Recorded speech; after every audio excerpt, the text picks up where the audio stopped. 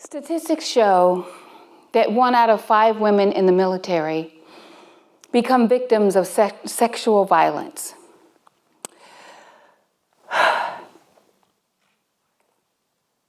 Which also makes them 9 times more likely to develop PTSD. I was 19 when I enlisted. I had high hopes about my new path in the Army. After only 8 months, things got really dark.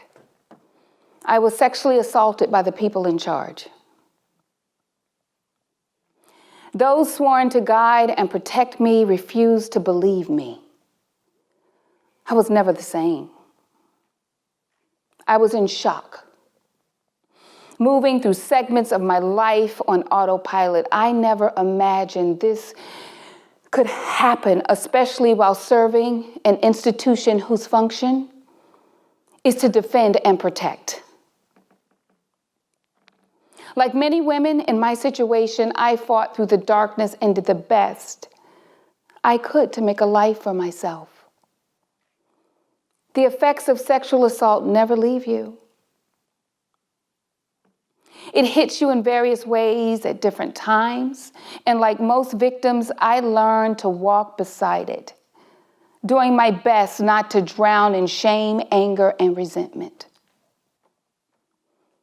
It wasn't until years later that the PTSD took full control and my world came crashing down. I was a single mom and had a job I was proud of doing. I was doing administrative work at USC. The pay was good, and I was advancing in my career. I took care of how I looked, and I was respected by my colleagues. My life looked good from the outside. I thought I was motivated, successful, and I continued moving forward. I could put my past behind me. But little by little, I started to lose the fight. My depression and fear felt all-consuming, and I shifted gears, finding myself in survival mode. My children and I, we were living in a home with people who started using drugs. Every day, I woke up thinking of my kids and what was best for them. So I did what I needed to do, and I confronted my landlords. Didn't go as planned, and I was too tired to fight. Within 24 hours, we were kicked out of our home with no place to go. I didn't know what to do. I couldn't think straight. Stress was washing over me, the heavy waves, and I could no longer see the shore. It happened fast, and I just didn't have time to come up with a plan. So we started sleeping in our car. Shame, anger, fear.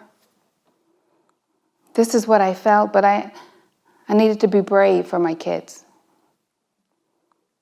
I didn't want to lose my job.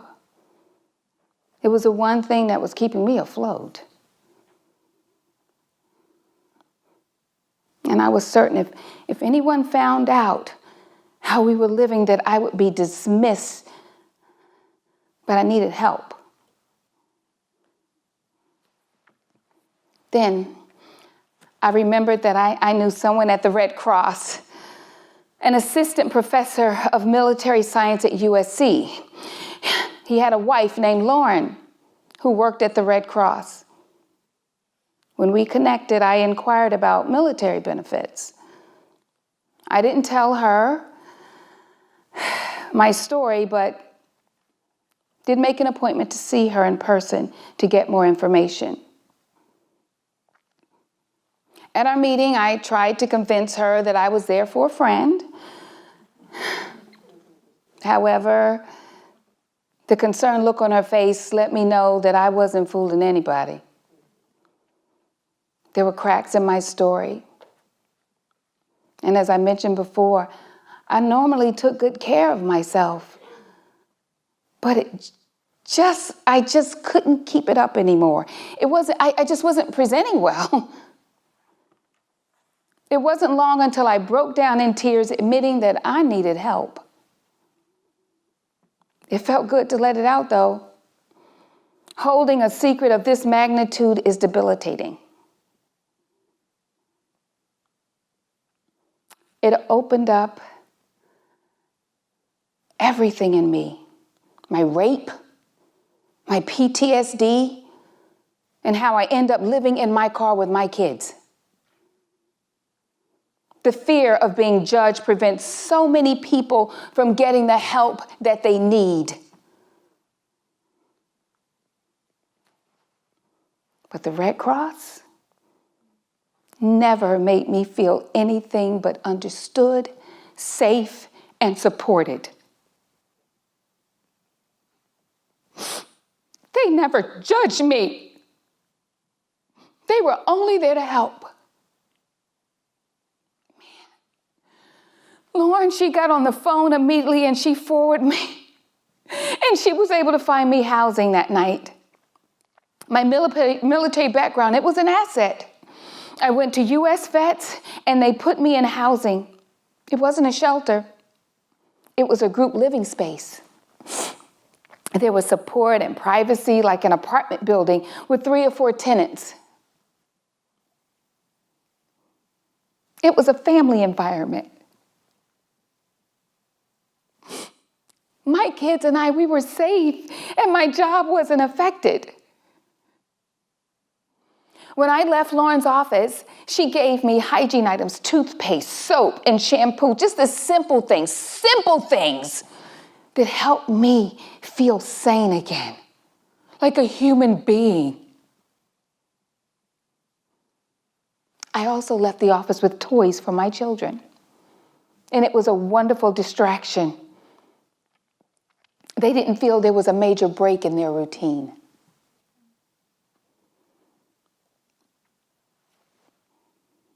A door opened for me that day.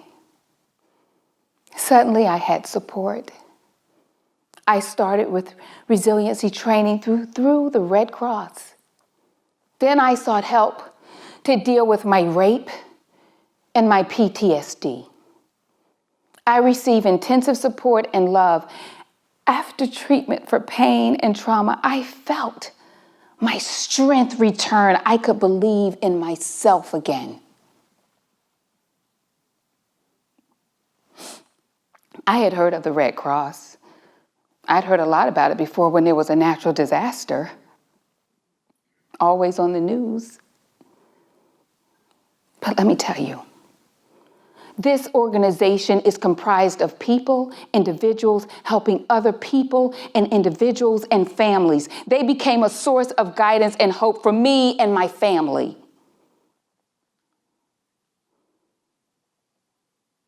The Red Cross never disappeared from my life.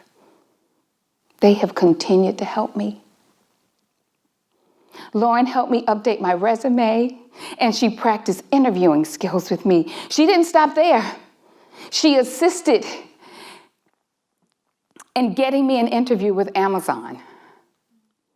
As a result of her care and effort, I got a great paying job. Best of all, my children felt stable. I know I'm a success story. I am now a dependable wife. I'm a mother, and I'm a member of my community. I asked for help, and I got it right here at the Red Cross. So to all of the veterans out there, no matter your circumstances, there is help out there, so don't be ashamed to ask. You are worth it. Your family needs you, and you don't know what the future holds or who you might help through your willingness just to triumph. So, I will continue to tell my story so people know help is only a phone call away. And I pray that my story will help people find the courage to make that call to the Red Cross.